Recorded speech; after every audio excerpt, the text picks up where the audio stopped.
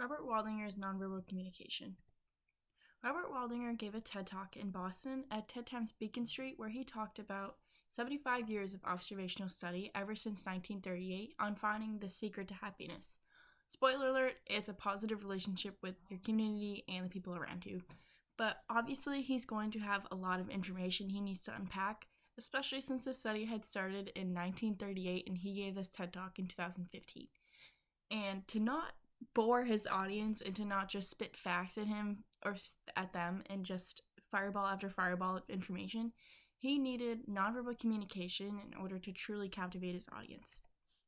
So he was using facial cues and body language. Facial cues would include eye contact and facial expression, and body language was going to include purposeful movement and gestures. And to begin, his facial cues were definitely one of the bigger ones in his speech, and he was matching what he was saying with his face. So if he was saying something negative, he would probably have a little more dreary look on his face, and if he was saying something positive, he would probably cheer up a little bit and have a little more pep in his step. And if he was saying something inquisitive, like I'll show in the clip in just a moment, he would furrow his eyebrows, maybe get a little bit deeper in his tone to get more deep thought into the audience.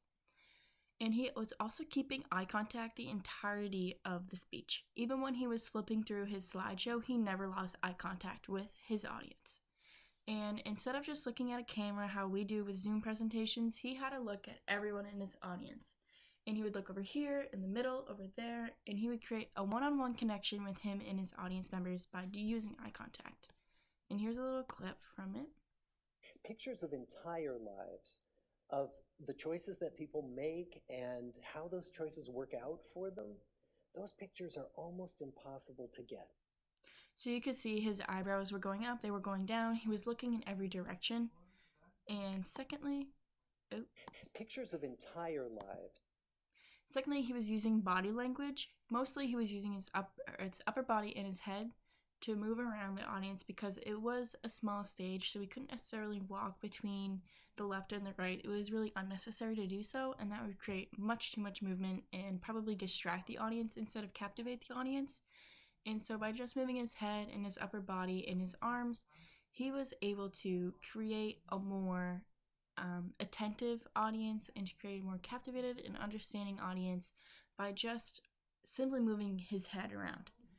And he was also using gestures that were aligning with the words he was saying. He wasn't going like this the whole time. That would be distracting to the audience. He wasn't saying 3, 2, 1. He would say 1, 2, 3. Gestures that just make sense and are necessary. You can see it in this clip here. Videotape them talking with their wives about their deepest concerns.